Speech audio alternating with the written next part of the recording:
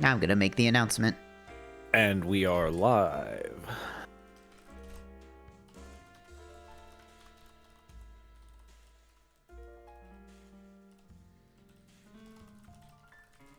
I like your thumbnail for this one. Yeah. I wasn't sure whether to use that or the part with the glasses, but this one was funnier. Yeah.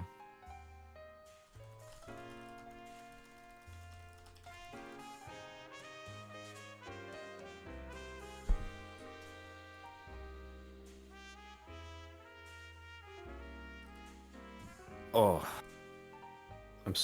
I had a really good lunch. I'm worried I'll be too much in a lunch stupor to properly discuss. Well, don't think too hard about food or water. Okay. I'll try my best.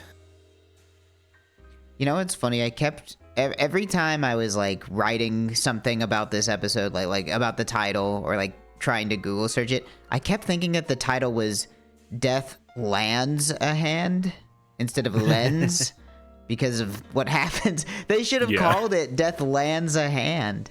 It's kind of hard to say, but Death Lands a Hand, but to who? Exactly. This is not the official episode yet. The official episode is not started. We gotta let people show up and get the pre-rolls out of the way. This is merely pre-gaming. This is the pre-show. This is the pre-show. The show before the show. Mm-hmm. This ep, Holly's out. She got a tummy ache or a headache, something like that. And so we're duo squad. She's today. With us in spirit. Yes. Don't worry, guys. I found the horse, so. I was looking for the horse. I didn't even see it. Oh, you didn't see it? Oh, that'll be fun then. Yeah. All right. I wasn't looking too closely. I only found one. There could have been more than one. I kind of stopped looking after the first one because I was like, oh, okay, well, that's one horse. We got our horse. We got the one. quota for the episode. How long is pre-show? I don't know. Maybe like a couple, just like a minute or two more. I like to let people, because, you know, Twitch will give you pre-roll ads. Yeah. If you click in and you'll miss important content, like, I don't know, whatever the hell we'll be talking about. And you got like a minute. We'll start. Are we watching Columbo? No, we're not watching Columbo. We watched Columbo. And now we talked about it. If you haven't watched Columbo up to this point, you're too late. That's true. It's over for you. Give up. You must give up. You gotta stop doing these podcasts at the worst possible time. The wonderful thing about podcasts is that they are recorded and you can listen to them. That's later. true. That's actually how most podcasts work. I would say that not witnessing, it's not even witnessing because there's no video content whatsoever, basically.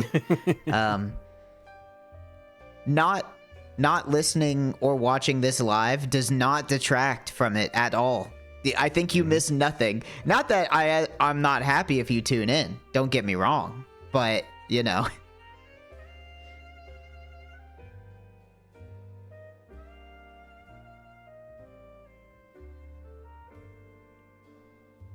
Prefer watching shit later? Well, don't click out of the window now. You've already committed. Yeah, you're here now. You're already here. Imagine, like, showing up to a concert, like, getting into your seat and then seeing that they have cameras and they're like, oh, they're recording this? Oh, never mind. And then you leave. I'll watch it later. You know what? I just have a CD. I'll just go listen to that. Why'd I buy tickets?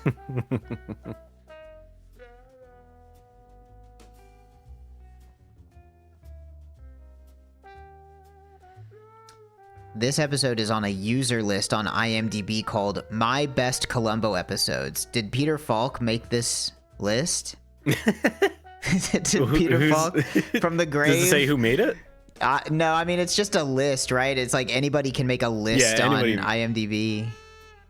But I thought they would, like, say who made it. Well, this is an account named Paulo Santoro, so I don't know. I'm gonna assume that it's just strange nomenclature, and they did not make these episodes of Columbo. Well,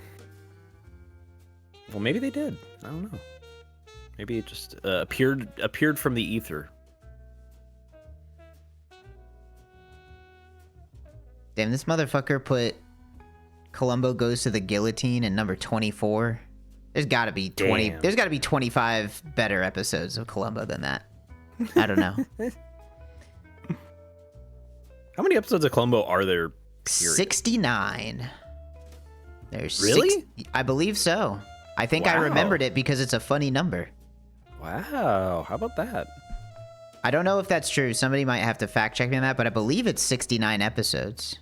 Only? Yes. I mean, that's a lot because each episode is a movie. It's literally, it's like each of these like 90 minutes long, like between 70 and 100 minutes. But thought Columbo was on some Naruto shit. Yeah, that'd be crazy if there was like 300 hour and a half long episodes of Columbo. I would not be doing this podcast. Yeah, we would have given up. I still believe that we'll reach a certain point where like the episodes will get formulaic enough that we won't like have enough to talk about each individual episode of the show. Maybe. Probably not. Yeah, 69 episodes. Well, there you go. I knew I remembered it for a reason. How's about that? All right. How's about we get started with the official episode? Oh boy. Hello. Welcome to, well, that explains it, an RTVS Columbo podcast. How you doing? My name's Trog. I got Mike in the stew with me. Mike. And Holly is absent. We wish her wellness in her body. She's having some, I don't know what was I even saying. I was like making it sound like she's gonna die or something. Like she's got like a horrible illness. No, she's not. Like she just doesn't feel that good. But like she's not gonna die. She's out of the commission. She joins us in spirit and in chat. Hi, Holly. Hello. I don't know. Like See, my mind was going. I was like, wait, this is like sounding sad. Like I don't. It's not that serious. I just hope she feels better. She's not gonna pass away. But yes, welcome to the episode.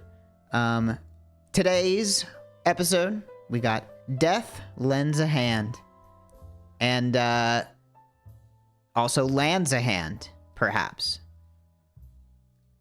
Hard to be seen. Sorry, I lost the tab with my notes. There we go. Okay. This is the fourth episode, second real episode that is not a pilot. But did you know this was the first episode to be filmed, but the second to be aired? They decided really? Yeah, they decided I think they just decided that Murder by the Book was a better opener to the season to introduce people to Columbo than this episode. I could see that. Maybe because this episode is a little different than the first one, which we'll get into. But I mean, the format's pretty much the same, but there's some differences that I think are interesting. But let's see. This episode was directed by. I really should have had these tabs ready. This episode was directed by Bernard L. Kowalski. The only other thing I recognize that he did, he was a director of like movies back in like the 50s, and then he just kind of like the latter half of his career is like working on television. He did a couple of famous things. The only thing I recognized is I think it's called Night of the Blood Beast, which is a B movie from the 50s, which I only recognize because it was in an MST3K. Oh, that's funny. I'm seeing I'm looking at the list here, and I do see Knight Rider. I know that name. I've never seen an episode of Knight Rider. Apparently he might have directed some of those episodes. I'm also seeing a show called Jake and the Fat Man. I see that here too. It looks like this is a show that ran from the late 80s to the early 90s. Some other detective program. Veteran district attorney Fat Man McCabe solves cases with the help of his easygoing private investigator partner, Jake Stiles. So we'll do that one next. Yeah, how many episodes of that do we got? It does look like he did a lot of detective stuff, or like a lot of crime detective stuff in his arsenal, which is interesting because he's good at it. Yeah, I really like this episode. Just to start off, I think this is a solid one. I'm getting such insane-o whiplash because I am simultaneously watching the end of Columbo and the beginning of Columbo at the same time. Because I'm still going through like the 90s season with my husband. Because we watched all these episodes before I decided I wanted to do a podcast about it. So now that I'm going back, it's like, okay, this is the best way I can describe it. You have two Polaroids in front of you of a beloved family pet, and one of them is a beautiful, cute puppy dog with everything in its eyes, and it looks so happy. And then the other Polaroid is like a dog that is just barely holding on, and you look at it and you're like, oh, this is kind of sad. I don't really want to look at this one. I want to remember the good times, not the bad times. We in another 60 episodes or so, we will get to the end of the Columbo lifespan, and boy, they get really bad. Really, really, really bad at the end. But anyway, that's not here or there. We're here to talk about the good times. The good times with lovely, I don't know, probably like late 30s, early 40s Peter Falk at this point. I don't actually know the timeline there exactly. This is 71. Peter Falk was born in... Would have been... I don't know. He was born in 27. So wow. Okay. Well, hey. Wow, yeah. He looks good for that age, to be honest. I mean, I guess that's Hollywood for you, right? So it would have been 50. Wow. Yeah, that's actually pretty nuts because he looks young. I mean, he doesn't look like super young, but he doesn't look 50. They did a good job. So this episode opens up with a bang, if you will, because there's a guy dual wielding pistols, which is kind of crazy. I don't know. I feel like he? He's dual wielding pistols. I thought he just had the one. No, he's got I swear to God, maybe correct me if I'm wrong. I have the episode in front of me. Hang on. Oh, you're right. I swear to God, this dude is dual wielding pistols. We don't even know who the character is. Yeah, he's got the akimbo set up. Shit. It's badass. We see him. We see a man dual wielding pistols. He's testing them out. We are introduced to one of the main characters of this episode, Carl Brimmer, who is the head of his own detective agency. And we are also introduced to Arthur Kennicott, who is, I'm not sure, some kind of like newspaper magnate or just like generic rich guy of some sort. Both pretty notable actors. Arthur Kennicott is Ray Milland, who is the murderer in Dial M for Murder, which is a fucking banger movie. This is the thing that made me realize that they like Dial M for Murder, because Ray Milland is in this episode. He's in like an episode like 3 episodes later or something like that. Oh, really? And then the detective in Dial M for Murder is the victim in the one with the 2 actors, where he literally shows up for one scene, gets killed, and then the episode moves on. I'm like, oh, that's the detective from Dial M for Murder. So they clearly like Dial M for Murder because they got Ray Milland to be in like 2 different episodes, and he's fucking great. That makes sense. And then the other guy, Robert Culp, he's been in a number of things. Most notably, I didn't even realize this until Rex mentioned it in our Discord. Do you know what Robert Culp is? No. Robert Culp is the voice of Dr. Breen in Half-Life 2. Oh my gosh, that totally makes sense. I was thinking throughout the whole episode, I was like, this guy has an amazing voice. I was like, wow, this dude should do voice acting. And I guess he did. Yeah, I guess he did. I was like, damn, this dude's voice is awesome. Yeah, I realized that. I was like, oh shit. So the entire time I was rewatching this episode, I was like, wow, that's him. Dude, Dr. Brainy killed a guy once. That's crazy. He did a lot more than that. That's nuts that he did that. He done that Either stuff. way, two very good actors, right? Oh yeah, I mean, I think the acting throughout this episode is stellar. I feel like there is not a character that isn't trying, you know? They're giving it their all. And again, maybe that's because I'm comparing it to very, very late Columbo, where everybody is pretending like they're in a cartoon or something. That's crazy. So anyway, so we got Brimmer, we got Arthur Kennicott. What an interesting last name. So we find out that Kennicott has hired Brimmer to spy on his wife because he believes that his wife may have been unfaithful to him. But, to his relief, Brimmer explains that their investigation turned up nothing.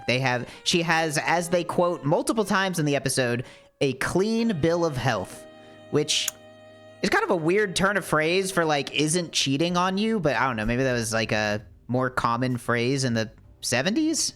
She's very well. Yes. She has her test came back. She is negative for infidelity. Yes. So they I think they say it like 3 or 4 times. Clean bill of health. Also, this whole conversation is preempted by him mysteriously pressing the intercom on his desk and is like, I want you to hear this. That is true, because unbeknownst to Arthur, his wife is actually in the next room over listening into the conversation through the intercom.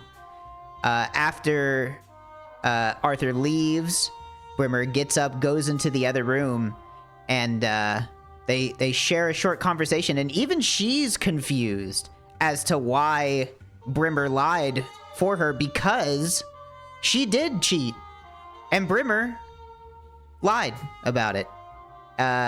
So she's at like, okay, well, why? Like, thanks, I guess, but why? Why do that? And Brimmer kind of comes up with some sort of like moralist stance, like, oh well, you know, you guys have been married for 10 years. He literally calls himself a moralist, which is really funny. Like, I'm a moralist. You know, you guys have been married for almost 10 years, and we shouldn't let one little mistake ruin a perfectly good marriage. Boy, I probably have so many broken marriages go through this office. You know, I'm gonna toss you a bone. One more thing though, before you go. Do you mind if I just blackmail you a little bit? Your husband owns a lot of newspapers, and it would be really helpful if you became an informant for my detective agency, by the way. This was cracking me the fuck up, because it's specifically the way that this is expressed is he's like, nope, I'm not going to tell him. And she's like, suddenly, like she was like waiting for the other shoe to drop, and then suddenly like, oh, thank God. Okay, oh, thank you. You've just done a nice thing for me. I really appreciate it. I'm so grateful. And then as she's leaving, he says, how grateful? Yeah, and then she turns on like, oh, fuck. But like him saying how grateful made me think of the comic where the guy's like, oh, I'm so hungry. And there's a horse there. He's like, how hungry? Yep. I feel like once an episode we bring up a not so obscure, but some kind of internet comic is always relevant. To a Columbo episode for some reason. True. Yeah, that was very funny. Do you think like back in the 70s, before that was like kind of that's a little tropish nowadays, but do you think that hit super hard back then? Like nobody had come up with that as like a badass line before. In the writer's room, they're like, this is gonna fucking kill him. We're coming up with new ways of writing badass dialogue. So Brimmer is, you know, in no uncertain terms, blackmailing. I believe her name is Lenore, Miss Kennicott, Lenore Kennicott, and she leaves his office basically like, I don't know, I'll think about it, I guess. And then we're treated to the first of several very good songs. Like very good interstitial like music. There's a lot of good music this episode. I don't like not care about the music, but I usually don't think too much about it. It's just kind of there in the background and I appreciate it. This one I was like noticing the music more than I usually would. I honestly feel like they just put it higher up in the, like, I feel like it was louder, like it was just higher up in the mix. Probably, yeah, honestly, it probably is just like hotter in the mix, but like there was definitely more more times where I like noticed that music was happening rather than it blending into the background, which is good or bad depending on your viewpoint. But I actually like the music in this episode. Yes, I thought the music was great. There's a couple times in particular where the music very much stands out as enhancing the experience. Mm-hmm. So it's later in the day. Brimmer is out at his beach house, and wouldn't you know it, Lenore is already there, ready to confront him. And as we enter his beach house, you knew it was coming. Here it is, Columbo Horse Watch. Here we are. I found it. I was looking. I wanted to make sure I could find at least one. There might be more than one in this episode, but this is the one that I noticed. On the like the IKEA looking metal shelves in the back on this set, there is a little golden horse on one of the shelves. So there you go. In case you were wondering, we have not seen an episode of Columbo that does not have a horse. I wonder how long it'll take before we reach an episode that does not have a horse somewhere in it. If we I love the idea. Obviously there's no guarantee that there is a horse in every episode, but I love the idea of us like when we upload this podcast just changing the thumbnails to whatever horse in the episode there is. That's like a good nothing idea. Dealing with the actual episode. Right. So Lenore's there confronting Brimmer, and she's not too keen on the whole blackmailing thing. Doesn't really appear to be a big fan of that. And in sort of a power move, she pretty much confronts Brimmer with the fact that if she just tells the truth to her husband about the infidelity, not only does Brimmer have no leverage over her, but it would also ruin his business, which is true. And it's kind of crazy that he didn't ever suspect that as even a possible outcome of his whole plan. She even kind of brings up the fact, she's like, how many rich men's wives have you blackmailed with this same sort of setup, which I did think was interesting. I feel like Brimmer kind of waffles between like very shrewd and a little dumb in this episode. That's the crux of the whole character. It's true. Thing. It's true. So she tells him, like, look, if I tell my husband, he's like a generic rich guy with generic rich guy friends, and they'll just like spread the word about the whole blackmail thing, and basically your entire business is gonna crumble. So good day to you. It's such a good idea for me to come here alone and not tell anybody and then tell you that I'm going to ruin your business. This is a very smart idea. Of course, Brimmer doesn't like that. He loses his temper. There's a short tussle. We get a great little bit of like TV shaking. He like grabs her shoulders and starts shaking her back and forth, which I'm not sure is something anybody has ever actually done in real life to somebody else. That might be that's like a classic of like movies and television. Exactly. Like not like hitting someone, just like grabbing someone and just shaking them back and forth. Yep, it's very funny. Trying to shake some sense into him. So yeah, they have a short skirmish. Barely. He shakes her, and then I think she pushes him backwards. He runs into a paint or like a picture frame on the wall, and he rears back his hand and just backhands the shit out of this poor woman, which causes her to fall backwards, hit her head on the end table behind her, and she is unfortunately slain. I feel like if this were a more modern, this is something that made me kind of realize like one tiny way that film visual storytelling conventions have changed.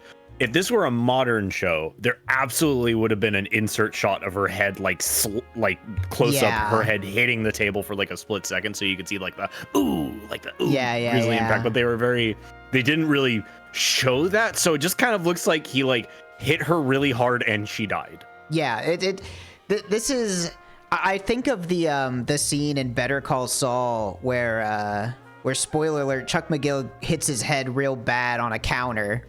Yeah. This is like the opposite of that. In that show, they very much show his fucking neck like smashing into the counter. And this one, yeah, it's done. I'd say it's done tastefully. She sort of falls backwards, and you are almost like in her point of view as you're falling, like as the camera is falling backwards, and then you see like glass falling onto the camera, like sort of superimposed onto it, and you see Brimmer standing above. I really like this whole the episode goes sequence. Sicko mode. Like, it's so funny that like this entire episode up to this point is so just like very modestly directed, very straightforward, and it just goes sicko mode for this entire sequence. Yeah. It's just like this is suddenly crazy. hits into slow-mo. It's got all these like shots dropping, and then there's the long drawn out shot where it zooms into him, and then you see him cleaning up the scene of the crying through the view, the reflection in his glasses, and it holds for like it's at like least 3 minutes, I think, of that. It's very long, and it's just like they really fucking went for it, like right at this exact moment. It's cool. It was honestly, it was like, I love this sequence so much. Just to paint it for you, yeah, it's like after the kill, it's a slow zoom into Brimmer's face, and like the individual reflections of the two lenses of his glasses are showing different parts of him cleaning up the crime scene. And it's like, I think that one of the most striking things is just how long it is, because you're watching this and you're like, oh, this is a really cool effect, and you keep expecting it to end, and it just keeps going. It seriously, I think I timed it. I think it's nearly 3 minutes long of that. Yeah. Like it is long. They were proud of that effect. They're like, this is gonna kill him. No pun intended. Man, it was great. It was really good.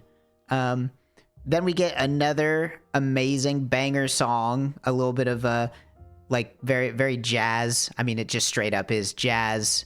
As Brimmer puts the body in the back of his car. Yeah. This like kind of cracked me up because it's like very like freeform jazz that like it's like it has like this really long shot. It zooms into one of the lenses, and then it kind of like resumes reality, like a normal flow where like he's like taking the ring off her hand or something like that, and then like all of a sudden this like very free form jazz kicks in as he like gets into his car and starts driving, and it's like it's really good, but in the moment something about it really tickled me.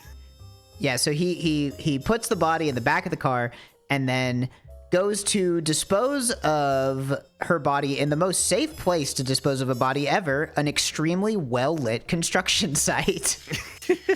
Just couldn't have done it in like in the dark woods or anything. Nope, he was just like, you know what?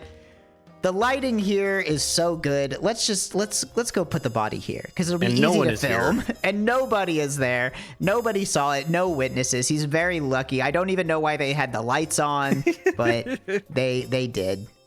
Something I was thinking about that, like, this is the first time in a Columbo episode I kind of like noticed like a plot hole or something that they just kind of like just kind of glossed over. Mm-hmm. I was wondering, like, I was trying to remember what happened when I was like, as rewatching this episode, I was like, oh yeah, how does this go again?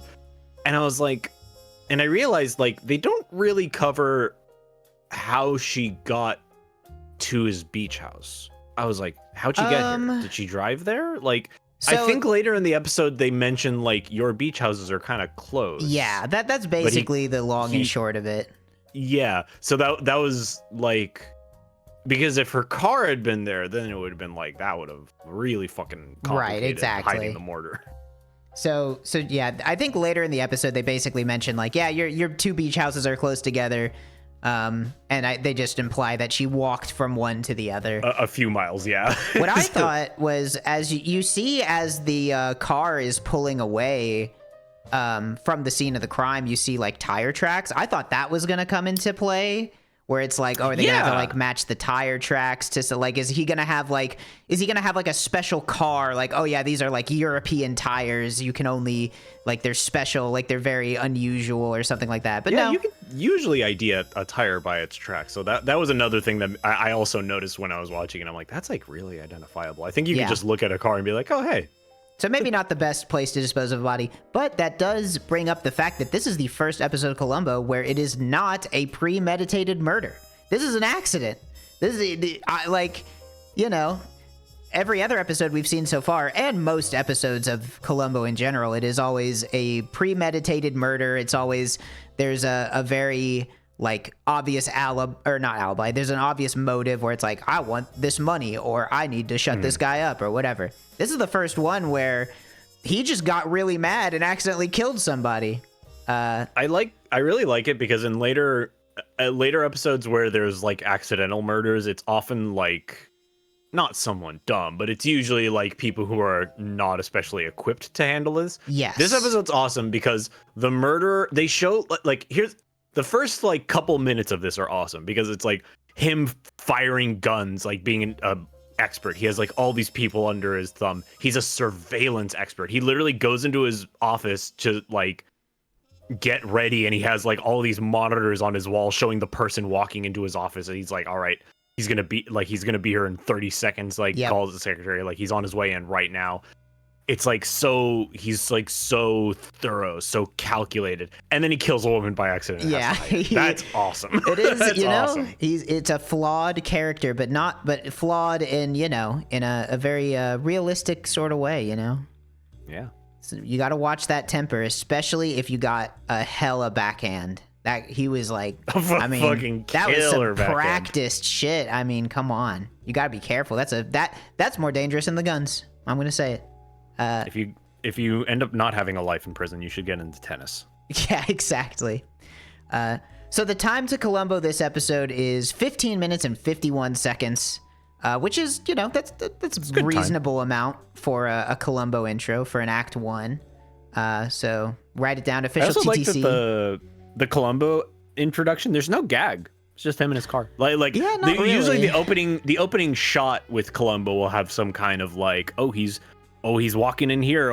This one just opens on Columbo in his car. He's just driving. He honestly looks like he's just really happy. He's just like smiling. Yeah. He's just like, what a great day. But of course, it can't last forever. Unfortunately, Lieutenant Columbo does get pulled over by a police officer because his tail light is out. Oh, you hate to see it. This is just an excuse for Columbo to flex his badge. I don't know why, but the writers love doing this. The writers love having Columbo interact with other members of like the police that don't know that Columbo is a member of the police. Yeah. And then they're like, "What are you doing? Blah blah blah. I'm a cop." And then he's like, "Oh, I'm so sorry. Look, here's my badge. I'm a cop too." Yeah. See? It's like I'm just a little guy. I'm a cop too. I'm just a little guy. It's like, it's something that they do so often that it makes you just kind of think that Columbo is like intentionally honeypotting all these other cops. I think Columbo loves doing this. I'm just here. Oh, I'm sorry. Hey, well, okay, can I see your license? Oh, yeah, here's my license. Oh, and by the way, I am also a cop, and I'm probably a higher rank than you. Yeah, exactly. Not only am I a cop, but I am a lieutenant. I'm not out here doing traffic stops. Like I'm on homicide, Yeah. So I can only assume that Columbo, the character, just likes doing that. I think he gets a kick out of doing that. I would. Exactly. So yeah, wouldn't you know, his tail lights out, and to make matters worse, his driver's license is about to expire. But the cop takes it in good spirits. Is like, all right, you know what? I'll give you a ride to the crime scene so nobody else bothers you. You know what I really like?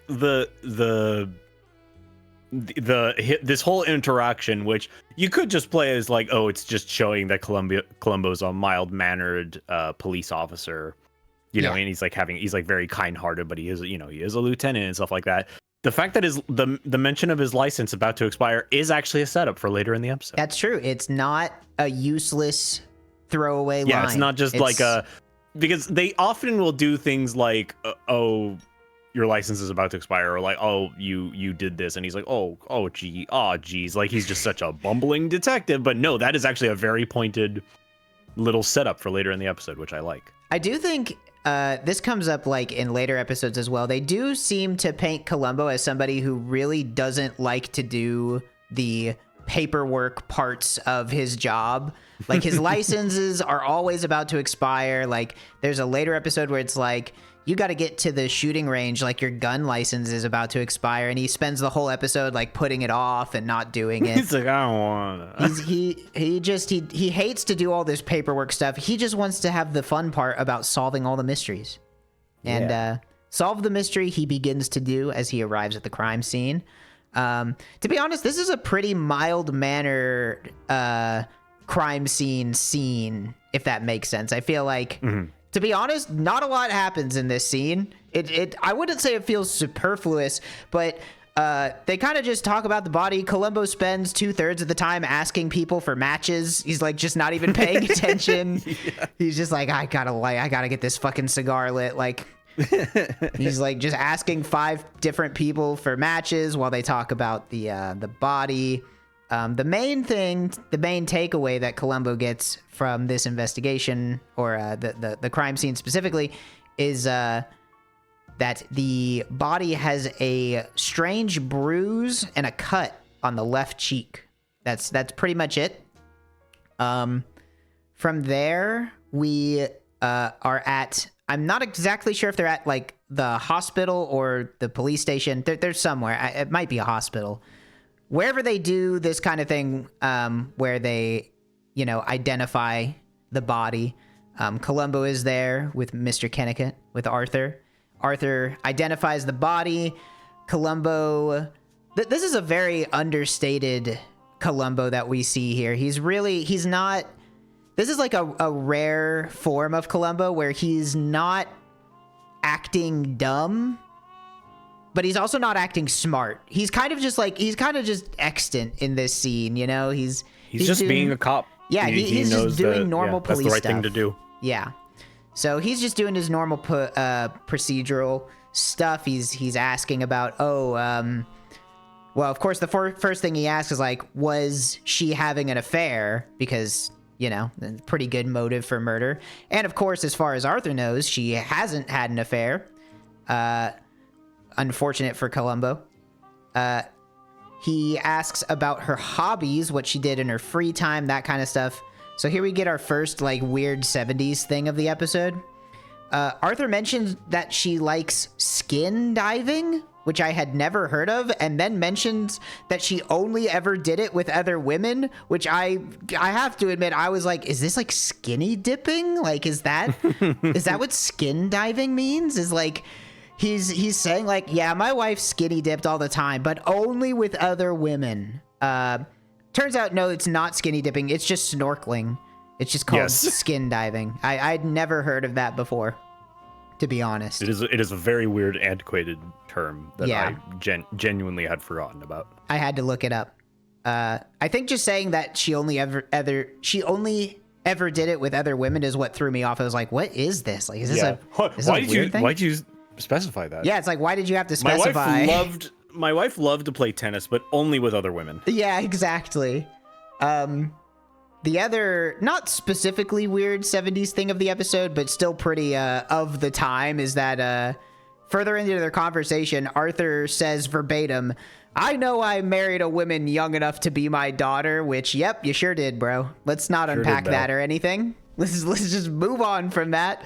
It is what it is.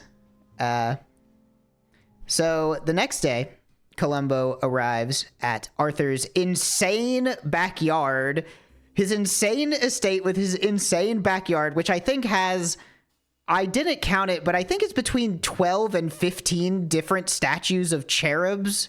That was like the most insane backyard I've ever seen. It looked like something out of a video game. It looked like it belonged in Myst or something. I don't know. Oh yeah, I forgot. I just fast forwarded to this. It's a crazy backyard. I wonder where this. It seriously, it looks like it belongs in a vaporwave like CGI. It's got like pillars and statues and waterfalls. It's honestly, I wish I could be there. Hue shift everything to be like really purple. Yes, exactly. But Columbo has to deliver some bad news. They have no leads. They got nothing. That nothing's turned up yet. I believe Columbo just kind of mentions, yeah, I don't know. We don't really understand. I think it's like how her body got there is like he's like, I don't understand that. So unhappy with the current progress on the case, Arthur has contracted who else but Brimmer to help solve the case. And I thought this was interesting because on my first watch, I missed this. I thought this was just like, oh, Arthur contacted Brimmer. But actually, upon re-listening to the scene more closely, it was Brimmer who contacted Arthur about helping. So, you know, what's a good Columbo episode without a extremely overconfident villain? Seems like a pretty steep gamble to directly involve yourself in a murder case that you committed. But on the other hand, if you are confident in your abilities, what better way to stay ahead of the pursuit than to, you know, be right there front and center. So yeah, maybe it'll work out for him. We'll just have to watch the rest of the episode and find out. So, okay, this part I thought was a little silly. I feel like at this point in the episode, Columbo has a moment of just pure clairvoyancy. And upon the deal being made that him and Brimmer will work in tandem to find the killer, he instantly seems to know that Brimmer is the killer. Like, there's no doubt in my mind. There's no denying that he already suspects Brimmer, because he literally, as soon as they're like, okay, yeah, we'll work together or whatever, he says, I have it written down. He says this amazing line. He says, you know, I suddenly feel much more optimistic about this whole thing. He saw the intro. Immediately launches into, you know, I really like palm reading. Yes. And like 5 billion IQ play on his part. Yep. Like immediately realizes like, oh, this guy did it. You know, I'm really into palm reading. Can I see your hand really fast? Like just kind of like grabs it without asking for permission and just like, this is really like, you often joke that like Columbo has seen the episode already. This one he really did see. Yes. He saw the episode already. He's like, oh, that's him. I have it written down in my notes that he has a moment of clairvoyancy, knows Brimmer's the killer, and then in order to hide his incredible otherworldly powers from the other characters in the room, he has to quickly make up a lie about being into palm reading so they don't start to suspect that he's a fictional character. Looking like a dumbass in the process. He's like, he's like, all right, we're gonna help you find your wife, and it's like, well, I actually got a private detective to help you with it. Well, that's great. I'm just a fumbling bumbler. Yeah, I'm just a dummy. On. I'm just a harmless dummy. Well, bye. Yeah. Columbo, that's a closet. Oh, shucks. Silly me. This scene does a great job of characterizing Columbo because, number one, it shows that Columbo is really good at making shit up. Or maybe he actually just does know how to read palms. I'm not exactly sure. I don't know enough about palm reading to know if he's just making that shit up or if he just actually, for some reason, like Agent 47 just knows like Agent everything. 47. But I feel like that sort of ambiguity is like part of the draw of Columbo as a character. Like even the viewer doesn't know if he's telling the truth or lying at any point. He could be awesome. Telling the truth. He could be lying. Even the viewer doesn't know. There's more mystery surrounding Columbo than the murder itself in most episodes. And then it also just shows another example of him doing weird shit in front of whoever he suspects is the murderer as his MO, which is always fun. It's always fun to just see him try to look like a weird little guy. I don't know. Buffoon of himself. Look, I'm so strange. You shouldn't worry about me at all. Anyway, he does try to leave. Oh, I thought this part was funny because he does try to leave, but it is a closet. But almost as if he has like Batman vision and something is directing him to a glowing outline on the other side of the closet doors, he does find the next clue in there. Just like that's true. He did like, hey, what's this, a golf club? I wonder what this is about. Oh exactly. Yeah, no, she learned golf here. All right, guess I better go look into that. And it's like, it's straight up. It's either he could see the golf clubs through the door like it's a video game and that's his next quest objective, or he's just the luckiest motherfucker on earth. It's one of those two. If I were the murderer, and I would be like, oh fuck. if he had been perceptive enough to realize that Columbo was fucking with him and that he had just like read his palm and then lucked into there, I would have like the red flags would have been going off in my head. It's like I need to kill this guy right now, or else he's gonna figure me out. Yep. So so inside the closet he finds a set of golf clubs, and it turns out that Lenore was learning how to golf. And I don't remember exactly where it is in this little exchange, but Columbo says it. He says, "Well, that explains it." Title drop. He does say that. He says it in this episode. I don't remember if he said it before that, because I already forgot. But he definitely says it in this episode. So this could be the first time. It was during that exchange, I remember, because I heard it and I was like, I was like, there it is, the title. So Columbo has his quest marker set on the golf place now. And he leaves, and Arthur and Brimmer just kind of comment on how much of a fucking weirdo Columbo is. Arthur's just like, well, what the fuck was that? Yeah, I think they literally say, what was that about? And Brimmer says something like, I don't know, they must be doing they must have, oh, right, because I forgot to mention, this isn't like super relevant, but they do say that Brimmer was a cop at some point. He was a police officer. Doesn't say where. I assume probably LA, but I don't know, that'd be kind of weird because they kind of imply that Columbo's been working for the police for a while, so you'd think he would know another guy, but so maybe he was a police officer somewhere else or something. It's not really relevant, just a little bit of flavor. I think it just sort of sets up Brimmer as like a dangerous adversary, right? It's like, oh, he's a police officer, so he knows how the police operate, so he's going to be able to work within the system to try to thwart Columbo's snooping. So now we're at the country club where Lenore was getting lessons, and we're introduced to a guy whose entire purpose in life is to have sex with rich men's beautiful wives. He's giving golfing lessons to a beautiful woman. He's talking about stroking it easy. You know the type. You gotta stroke it easy. And then she totally misses. That is just like, that is his whole reason for existing. This guy does not exist out of that, yeah. That's his whole reason. These guys were everywhere in the 70s. You just had to like, look I around have to imagine it was like you could like go to school and get a degree in it nearly. So he notices that Columbo is in his clubhouse and also like behind the counter at the register, which is pretty crazy.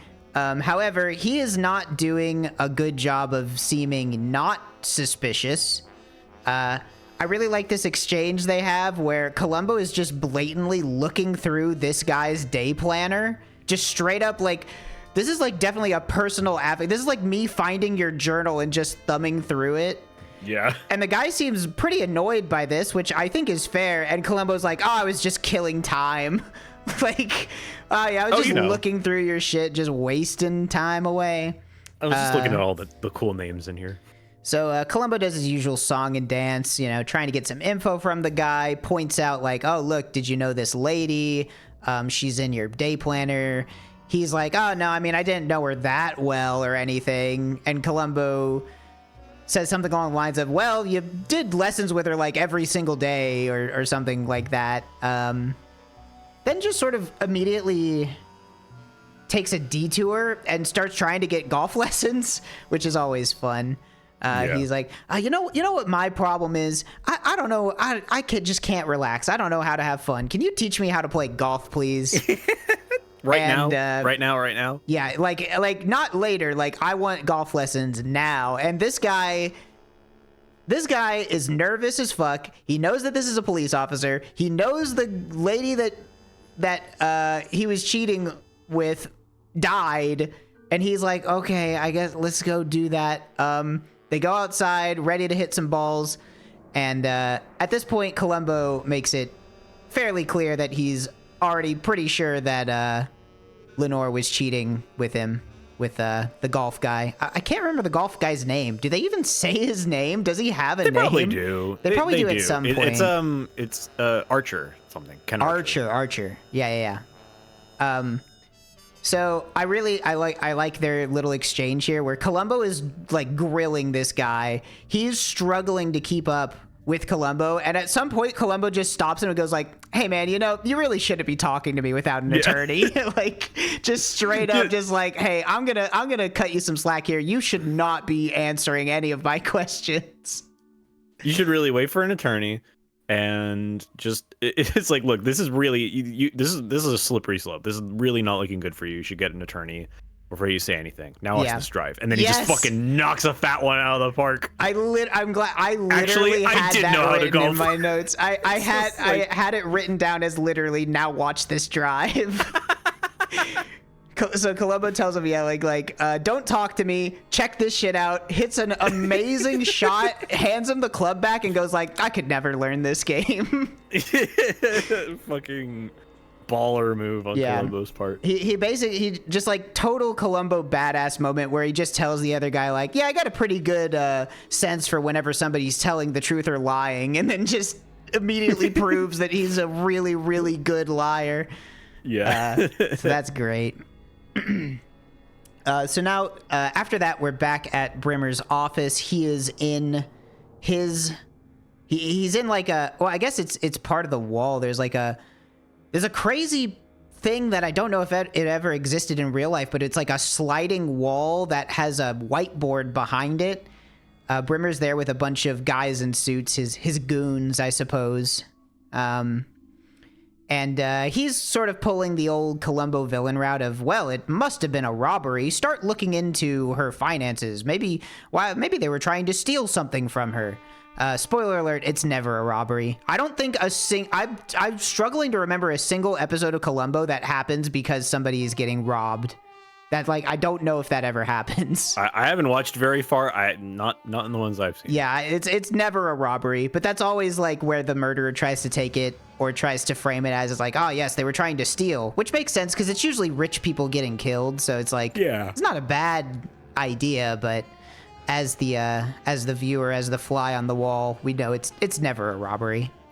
I really like the shot here where it's filmed as though you're viewing from the other side of the whiteboard. Like they got a clear sheet of like plexiglass and drew on that and then filmed it from the opposite side. So it's like you know that the whiteboard is just a whiteboard against the wall, but it's such a creative shot. I found it really striking. Yeah, it is a really good shot. So Columbo shows up. He's here to drop off the police files for the case. And now we've sort of reached the point of the episode where the old cat and mouse starts to really heat up. We got our first big scene, our first big confrontation between Columbo and the murderer.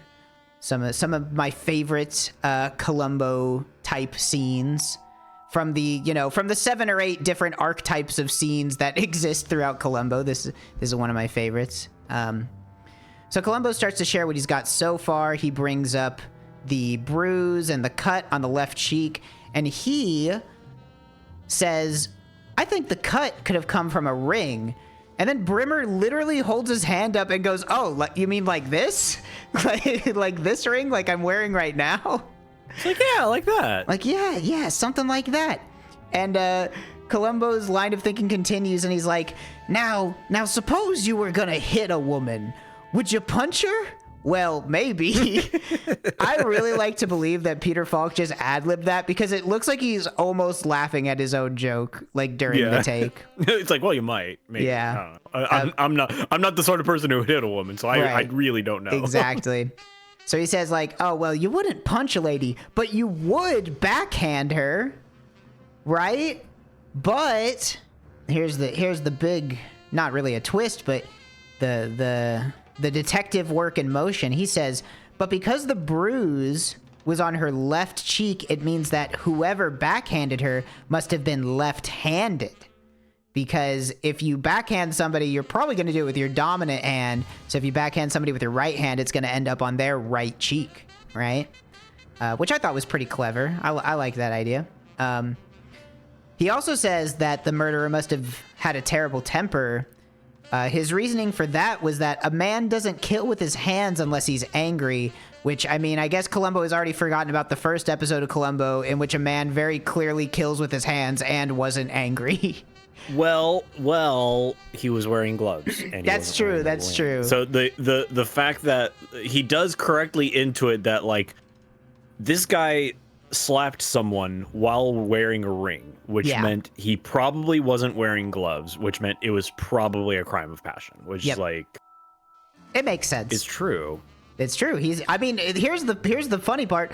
Columbo's 100% right because he saw the fucking intro. He even continues to prove he watched the intro by bringing up that it's like, oh, you know what? It's possible the murderer didn't even mean to kill her. It might have just been an accident.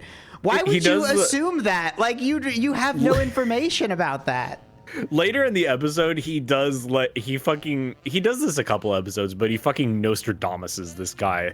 Like, later on, he just states exactly, like, you know, it's a long shot, but exactly what happened. Maybe the exact thing that happened. What do you think? Yeah, that's a Columbo classic for sure. And I feel like this was almost like, I'm proud of Brimmer here. Brimmer does not fall into Columbo's special trap and doesn't immediately argue with the facts brought up, which happens a lot. We'll see that a lot more later on, where Columbo will say the exact thing that actually happened, and the murderer will be like, oh, Columbo, that's ridiculous. It could be this other crazy thing that I just made up. Yeah. But Brimmer doesn't. He's too smart. You know, a lot of murderers would have tried to come up with some stupid story here, and in the future, a lot of them will. So, but of course, right before Columbo's getting ready to leave, he says, oh, wait, hold on. I got this receipt that you need to sign. And conveniently, Brimmer signs it with his left hand. Oh my gosh. Can you believe it? Columbo, he slaps his forehead. He's like, well, would you look at that? I can hardly believe it. We're looking for a left-handed murderer, and you're writing with your left hand. Isn't that strange? And you have a cool ring on. And you got a cool ring. And in a fucking power move, Brimmer goes, oh yeah, watch this shit, motherfucker, and then swaps his pen to his other hand and is like, I'm ambidextrous. And then incorrectly claims that 10% of the population is ambidextrous, which I feel like there's no way that's correct. No, that is like way 1%. too big of a number. If that. I thought that was crazy. Like, is that just like a writing oversight? Was he supposed to say 1% and just didn't, and they didn't correct him? Or yeah, 10% is a lot. So then we get our second near Columbo leave, but he one more things in one last time before going. And says, oh yeah, my sister-in-law wanted to buy a house out by the beach. Is it nice out there? And Brimmer's like, who told you I have a beach house? Did anybody tell you that? And Columbo says, no, nobody told me. I just noticed that the chrome on your car was tarnished, which is caused by the salty sea air. And then he also mentions, like, did you know the Kennecotts have a beach house too? And boy, I think they must be like, are they close? And Brimmer at this point is like getting pretty fucking angry. You can tell he's not having it after the second one more thing. And he just he's like very curt. He's like, no, they are not close. They are just a couple miles away. And then Columbo just goes, oh wow, a couple miles, that close, huh? Wow, what a coincidence. Okay, anyway, bye. I'm gonna go now. And Brimmer, if you'll pardon my pun, he's simply brimming with anger. Oh, shit. Yeah, I feel like Robert Culp does such a good job at playing a guy who's like always one piece of bad news away from crashing out. Like he's just like he's in a I think it's a season 2 episode where he comes back, and he's like, it's a completely different character, but it's the same kind of guy. Yeah. Just like really angry, just like always like completely susceptible to crashing out. Fucking awesome. Yeah. And I just think his facial acting is so good. And in this scene, you can like, I love how well he plays a guy who is like definitely has anger problems, but is also smart enough to know that, like, if I snap now, like, I'm fucking done. Like, no matter how badly I want to kill Columbo, like, I have to keep it together right now. So Columbo leaves. Now it's nighttime. We're back at the country club. I mean, I feel like I say this 10 times an episode, but this sequence, I love this sequence for one weird specific reason. So, golfer teacher guy walks to his car, climbs into his car. Columbo is already in the passenger seat. He looks over, sees Columbo, and it plays like a haunting piano sting that like makes Columbo feel like he's more of a force or a spirit than a person. Like the expression on the guy's face is like he just saw a ghost. Like it's not like it's so good. I love it. And it's specifically like the piano sting is so perfect. It gives it like an otherworldly quality to Columbo that I really, really like. He really like this is like a very like kind of move you'd see in some other detective show. It is not a very Columbo move to like fucking get the drop on someone like this in such a dramatic fashion. It's really funny though. Well, it's also funny that he told him like earlier that day, like, you should get an attorney, and then shows up at night, like before he gets a chance to, and he's like, let's go for a walk. Let's go for a walk. You and me, let's go for a walk. So they go on a walk, and it's also revealed that Columbo and the golfer are currently being spied on. Who out there would have a spy? We just don't know. So then the golfer starts oversharing that he actually sucks badly at golf, but he's really good at fucking. He's like, yeah, I'm actually a shit golfer. Turning on the ladies is the only thing I'm any good at. Yeah. It's like, all right, I didn't ask, bro, but that's fine. Didn't ask, but okay. Yeah, I got a degree in it and everything. Yeah, oversharing. And he does just straight up reveal that he and Lenore were, in fact, cheating. And he's obviously a bit distressed now because he says, like, look, I heard she died. I don't have an alibi. I was at home watching TV alone. Like, what's going to happen to me? But the good news is that Columbo already knows he didn't do it. He saw the intro. And Columbo tells him as such. These sort of scenes are, I don't know how I feel about these. They're a little silly, but I do appreciate the humanization of Columbo in these kinds of scenes. He always goes out of his way to let people know that they aren't a suspect, you know? Like, it's just, you know, Columbo has a good heart. He doesn't want this poor, sexy golfer to be freaking out because he thinks that he might be a suspect in a murder trial. So Columbo's like, no, you're fine. You're good, because he's like 100% positive about the whole ring thing. He's like very much like, no, you couldn't have done it because you don't wear a ring. And then the golfer is like, well, I could have just like, I'm not wearing one now, but couldn't I just have like taken it off? And he's like, no, you don't have a tan line. And he's like, okay, I guess that's good enough. Simple as. Yeah.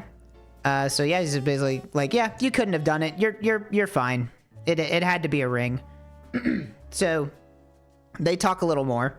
Columbo gets a nice little piece of info that I can never remember his name, but the golfer thinks that they were being followed by a guy with a shaved head, sort of a marine looking guy. Sounds like something perhaps a freelance investigative detective agency would do. A little suspicious. This sort of kicks off what I think is a odd, I don't even know if it's prevalent enough to call it a subplot, but this whole thing with the shaved head guy is weird. I'm not sure what the purpose of that is in the episode. It's almost like it doesn't go anywhere. No, it goes absolutely nowhere, and it makes me think like maybe it mattered more and they cut parts out of it, or it's supposed to be some kind of red herring. I don't know. It just kind of comes off as strange having seen the episode. Like later, it's like to just briefly cover this tangent because it literally goes nowhere. Yeah. It like he learns about this guy that was following them. later we see the guy and he's at home with his family, and then he gets a call from Robert Culp, and he's like, I have a special job for you. You need to do it right the fuck now. And he's like, yes, sir.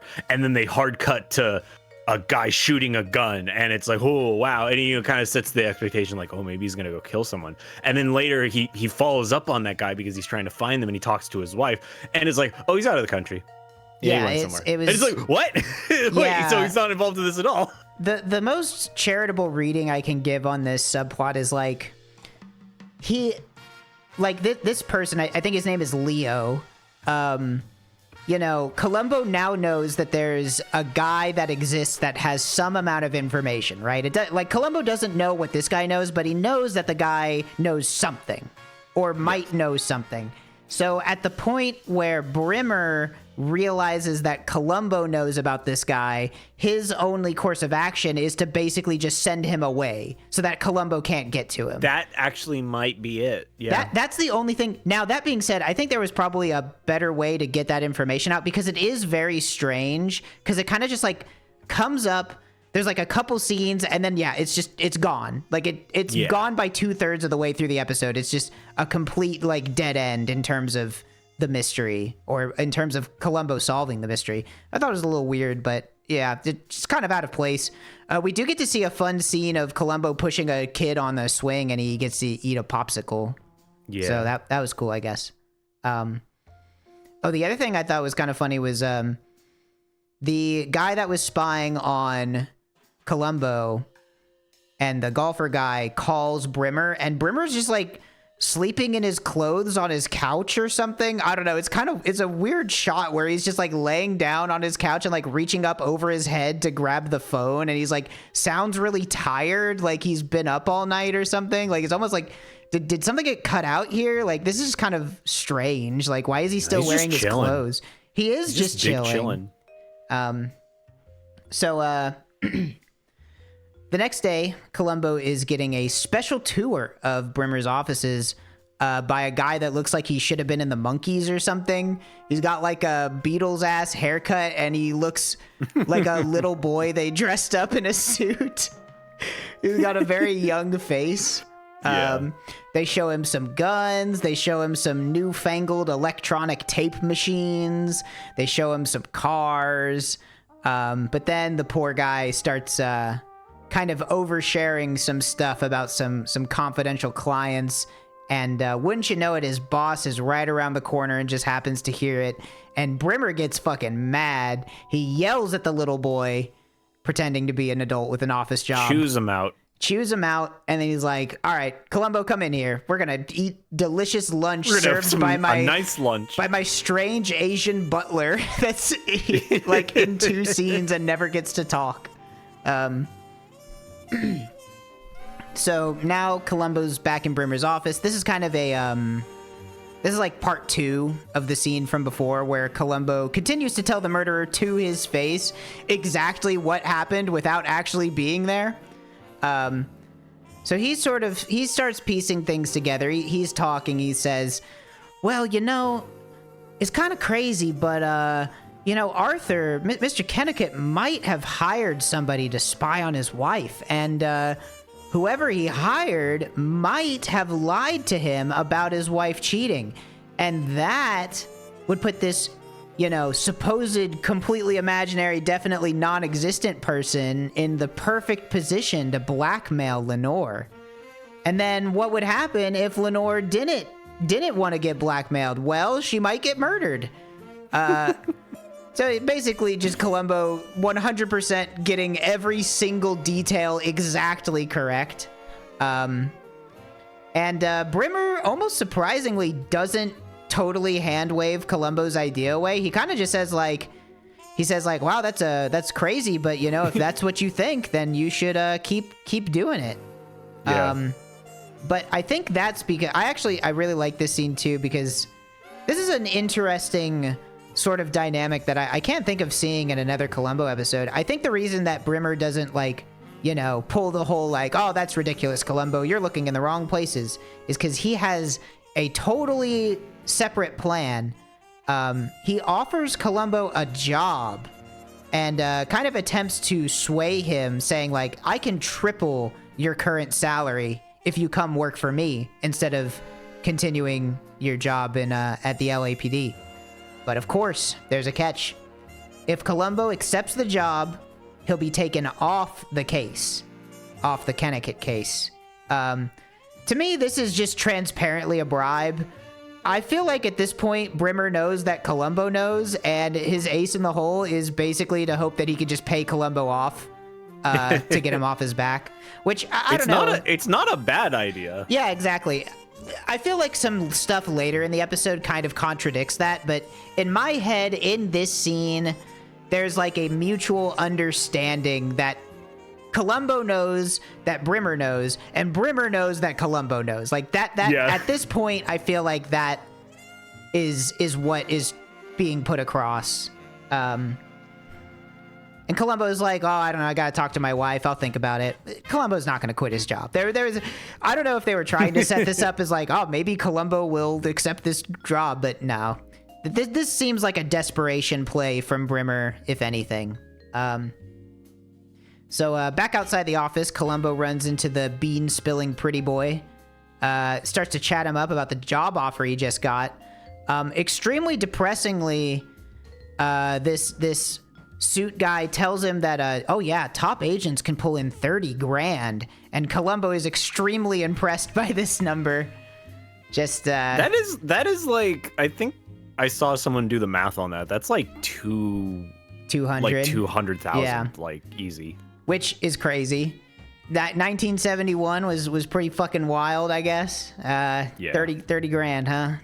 Would have been nice. Would have been nice. I also like that he then immediately takes advantage of the fact that he knows that young boy has very loose lips. Oh yeah. And he's like, hey, there's some other guy who works here, and he uses like literally the exact same description that Archer gave, like crew cut ex-Marine type, and it's like, oh yeah, that's Leo. Yeah, that's Leo. I don't know where he is, but oh yeah, that's Leo. We all know him. And he's like, oh, cool. Which again, this part really does go nowhere. I'm not sure if they just like needed to pad out the episode or what, but yeah, they talk more about Leo.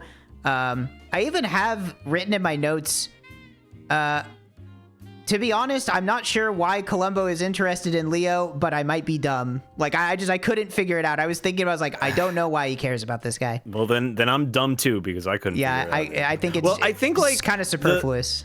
Because the main detail he needed was that the guy who was following worked for Brimmer. Archer worked for Brimmer, right. Which he basically does. The only other thing he could get is get the details from his lips that, yes, that was the person I was following, and yes, I do work for Mr. Brimmer. It's but true. Then it's he goes to the wife and is like, oh, he's not. He's gone. He's out of town. Yeah, he took his yeah. passport with him. Yeah, this is a park scene with it's the like, swing set. And then Columbo's like, well, I guess that's the end of that line of thought. I'm gonna go to the DMV now. I think they just wanted to have a scene where he pushed a kid on the swing, which I can't argue. It was a fun scene. Yeah. It is a very that scene is like maybe the most useless scene in the entire episode. I was like, yeah, this whole subplot didn't really need to exist. But yeah, so now we're at the DMV. Yeah, remember that almost expired license from the beginning of the episode? Well, now Columbo's got to go get his license renewed, and he gets to the front of the line to do his eye exam, and he gets a sudden burst of inspiration, and he slaps the table really hard, which I thought was really funny. There was a lady in front of him who was doing an eye exam. She wears glasses. He gets up to the front of the line, and then he goes like, was she wearing glasses? And then the guy behind the counter is like, yeah, she was wearing glasses. And then he slaps the table and is like, she wasn't wearing glasses, and then storms off. Yeah. Which is really good. This is like it's a thing they do in later episodes where like Columbo has a brain blast while he's doing like something completely unrelated. Yeah. But it always involves him like talking to someone and being suddenly just saying something completely insane and then just like slapping a table and like running out, and everyone's like, what, sir? Hello? Yeah. Sir, it always, your food. It always confounds another person. Like he always has to confuse somebody else. And fun fact, the DMV employee is the voice of Rabbit in the early Winnie the Pooh cartoons. What? Really? Yeah, I looked it up on IMDb. I mean, it was just in the trivia and on IMDb, but I was like, oh, I'm not going to fact check this, but I'll believe you blindly. Sure, I guess it's the voice of a rabbit. Why not? I'll believe anything. So at this point, Columbo goes back to Arthur's estate. He's talking with Arthur. They're talking about her glasses, because earlier in the episode, Columbo saw a picture of Arthur and Lenore, and Lenore was wearing glasses, but whenever they found the body, she was not wearing glasses. Well, this is a strange discrepancy. How could this be? Arthur pulls the classic, oh, Columbo. Oh, you don't understand. She just started wearing contacts. And this sets off a chain reaction in Columbo's brain where it's like, with this singular piece of information, I can catch the killer. This is the linchpin. I can do the world's funniest thing. This is the linchpin. This piece of information, the fact that she is wearing contact lenses, is the only piece of information I need to catch this guy. So Columbo says, "All right, Arthur, I got a plan. It's a long shot, but I think we're gonna get it to work." So the plan involves he literally says there's no guarantee. Body. Oh yeah, he does. He's like, will it help? And he's like, nope, I don't know. It's like, I don't know. And Arthur's like, well, all right. I mean, there's nothing else I can do, so why not? Yep. So the plan involves exhuming Lenore's body. A spy at the cemetery relays the information to Brimmer, who attempts to take his car, but his car is having engine troubles. He takes a different car there, meets up with Arthur, is like, hey man, what's going on? Arthur's like, oh, I'm sorry. This came around so suddenly, I didn't get the chance to notify you. So he explains that the idea is, what if one of Lenore's contacts ended up falling out at the scene of the crime? Which is a pretty long shot, I'll say. And they even bring it up. It's like, well, what do you mean? Like, her contact could have fallen out like at the scene of the crime, or like in the in the hospital, or in the ambulance. Like, it could have fallen out anywhere. And even if you did know where it like, even if it did fall out at the crime scene, you still don't know where the crime scene is.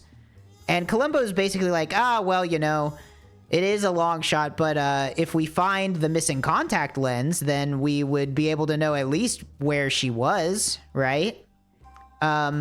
If there is a missing contact lens. Right. So this is maybe the most contrived part of the episode. Columbo, to Brimmer's face, says the following word for word. I only wish one thing. I wish the murderer knew about this, which just cracked me up. I love it. I like that crazy. Because it's like, he's like, I wish the murderer knew about this, because he'd be scrambling to try to hide the evidence. Well, anyway, bye. And then he leaves. But there's like this long shot where like Arthur, like, he like zooms in on Arthur's face, and he kind of like looks over there, and you see this dawning look of like, oh wait, shit, is that what he's getting at? Like, I like. It's kind of like, it's almost like to show Arthur like, hey, this is where my fucking insane plan is going. Right. And I think the part that I feel like is a little contrived is like I said earlier in the episode, I felt like there was almost a tacit agreement that they both knew each other. Like Brimmer and Columbo were both on the same page, but now Columbo is leaving like the world's most obvious bait at this point. And it seems a little weird to me that Brimmer would just like immediately take the bait. But maybe it's just like, I mean, on the other hand, maybe just like Brimmer didn't really have a choice. He's like, well, if there is a contact lens, like I have to find it now. Like, it doesn't matter whether or not this is bait. Like, I'm kind of being forced into doing this. Yeah. So what does Brimmer do? He immediately starts tearing up his house looking for the contact lens. Unfortunately, coming through his very, very heavy shag rug that he happened to kill this woman on top of. He has the most insanely dense shag rug, maybe the worst possible place to lose a contact lens. It's like a farce. It's like a farce for like a murder in the 70s to happen on a shag rug, and it's like, oh, she dropped her pin Yeah, exactly. Her sensitive pin that only she had, and the murderers go, oh fuck, I gotta comb through this shag rug and find the pin. Yep. And then to make matters worse, as he's looking, Columbo shows up and is like, oh, you know that job offer? Nah, I'm not gonna do that. Also, wow, what a nice rug. Can I take a closer look at this rug? You could lose a shoe in this rug if you're not careful. It's like, oh, what were you talking about, Columbo? Oh yeah, I just came over here to say no. Anyway. Yeah, he's like, no. He's like, you know what? He says something along the lines of, you know what was the one thing that made me decide no? It's the fact that you were going to take me off the case. I feel like I'm so close to solving it. I can't just give it up now. So Columbo leaves. Brimmer's desperation is mounting. He can't find the contact in the rug. So then you sort of see like almost like a look of realization on his face. He's like, where else could it be? He doesn't say. It's very interesting because he doesn't say anything. I feel like a worse written show would have him like out loud talking to himself, right? Like a more clumsily written show would have him going like, oh, where is it? Where is it? Oh, I can't find it in the carpet. Oh, where must it be? Oh, that's right. I forgot. I put the body in the back of my car. Maybe it's in the back of my car. But he doesn't ever say anything. You just sort of see him realize something and then leave. But of course, as we know, his car is under repairs. It wouldn't start, and he got it taken to an auto shop. So under the cover of night, he breaks into the repair shop and starts frantically searching for the contact in his car's trunk. And the part where he's searching his trunk has this like extremely unsettling soundtrack of just somebody smashing their hands on a piano. Like, it's not playing a chord, just like literally take your hands and just press them down onto the keys as hard as you can over and over. And I love this visual and audio of just like a well-dressed, suited man just like feverishly digging around in the trunk of a car while this insane piano goes. And I just think it really paints like how far this guy has fallen. Like he's completely lost it at this point. Like he went from an uptight, super well groomed, like just straight by the numbers, like almost like psychopathic kind of guy, and now he's like he's fucking fighting for his life over here. And then he's searching around in his trunk, and what does he find? A glimmer of hope. He finds the contact lens. He did it. He's home free. No, never mind. Columbo was just there waiting for him the whole time. Unfortunate. Hey, pal, what you doing here? Yeah. Columbo then confronts Brimmer. It's a real bad look for him. He's like, why were you breaking and entering? What were you looking for in the back of the car? Let's go downtown. Brimmer is like, oh, what I wasn't doing anything. I don't know what you're talking about. Fine, take me downtown. I don't care.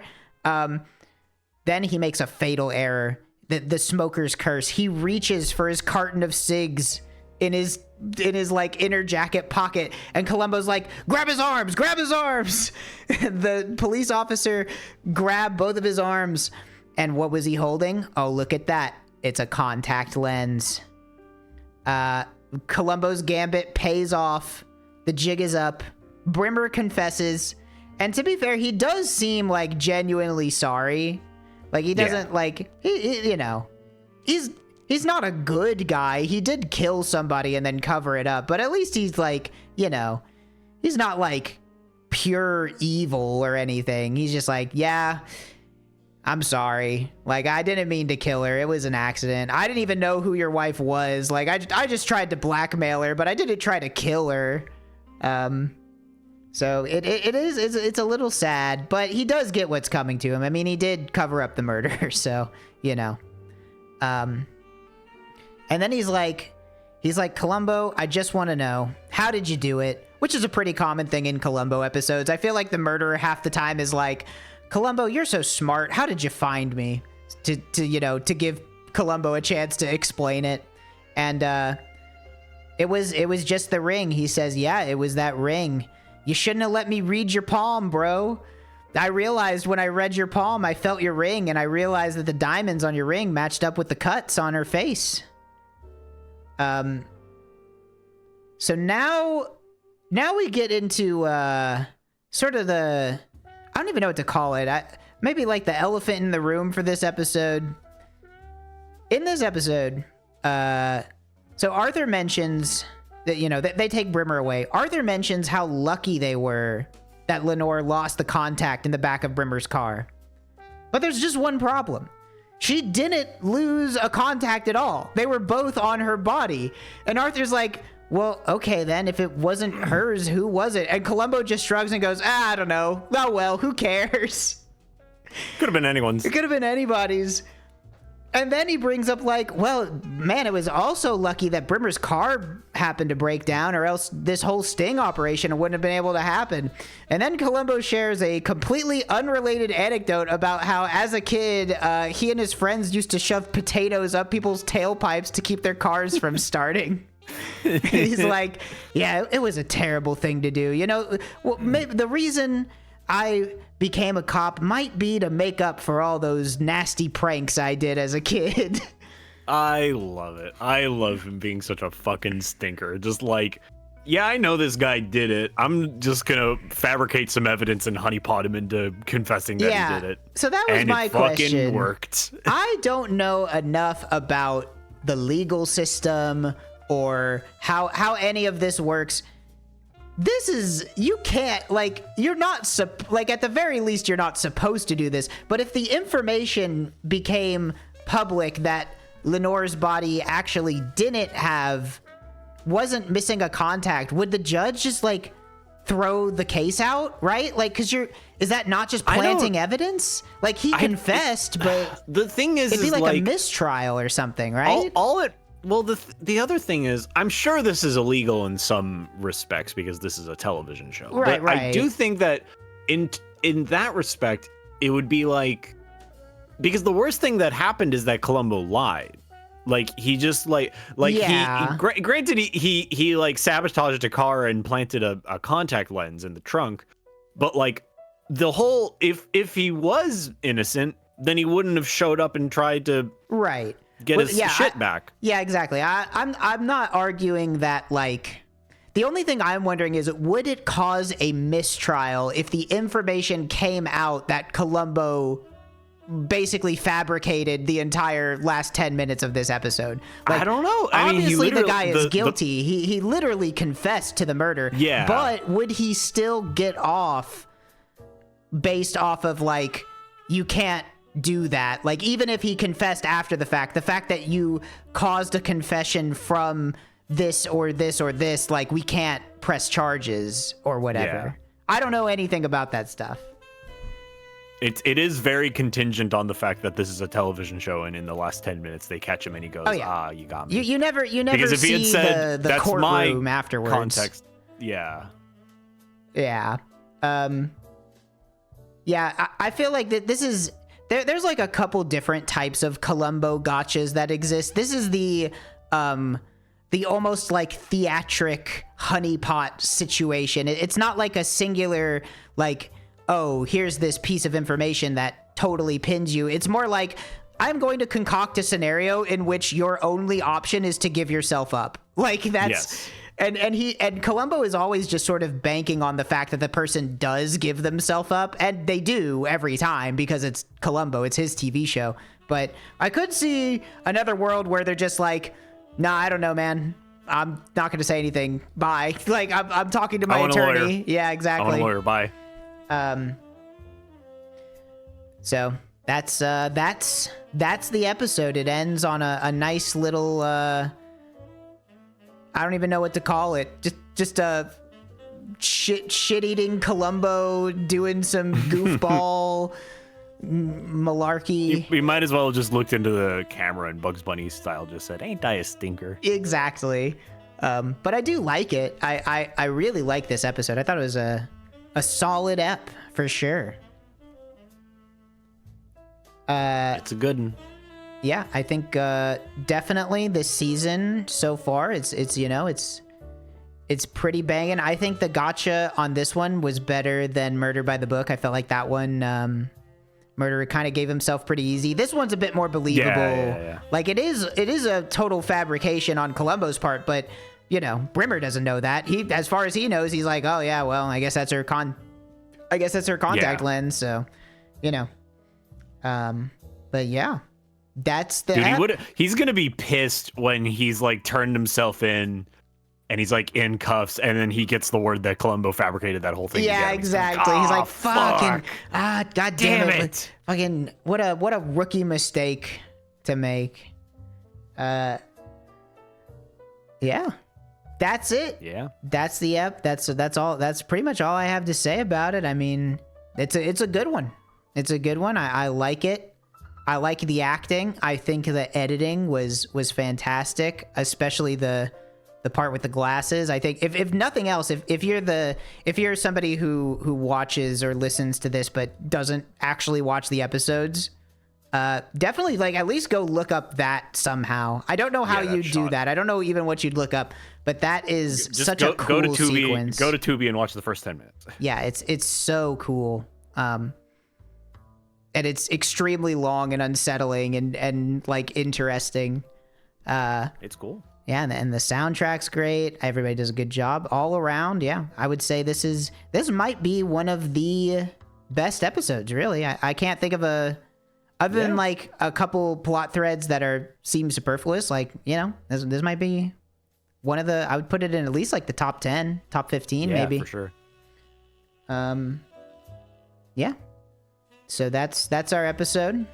Thanks for listening. I appreciate it as always.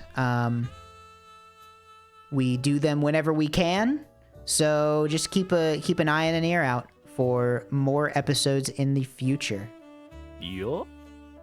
Yeah. Thanks for coming. That's the end of the official episode. This is now the end. And scene. Okay. And scene. That's where I'll cut the uploaded episode off. Sorry I'm slow about getting the audio only episodes up on the podcast feed. I've been busy, but I will fix it. I will get them up. And yeah, hopefully Holly can join us next time. But of course, no pressure. Just whatever's fun. No reason to do it if it's not fun. But whatever works. Now that that's done, how about I send you guys over to Baup and you can watch some fighting games if you'd like. Because I'm not streaming anymore today. I'm done. That's it. But if you'd like, you can tune in tomorrow morning at 10 a.m. Central Time, 11 Eastern, whatever the other one is. Like, what is that, 8 Pacific? What's the one in between the West Coast? Is that Mountain Time? Yep. What's even in that? Is that like Nevada or something? Colorado. Colorado is Mountain. Utah. So anyway, tune in tomorrow because I am on a streaming schedule now. I do Monday, Wednesday, Friday at 10 a.m. to 3 p.m. Central Time. Translate that as you will into your local time period. I think we're going to be doing, I think the Nubby update came out today, right? Did that actually end up hitting? I have no idea. Dude, I'm so excited to play more Nubby. Yay! I don't know if it actually ended up coming out today or not, but tomorrow I'll play more Nubby, play more Kazan. Really enjoying that game. But other than that, I think I'll send you over to Baup now. We're gonna go to Baup. I think he's watching some Tekking 8. Maybe I'll go hang out as well, but I gotta go eat dinner first, so yeah. I will catch you all later. Bye-bye.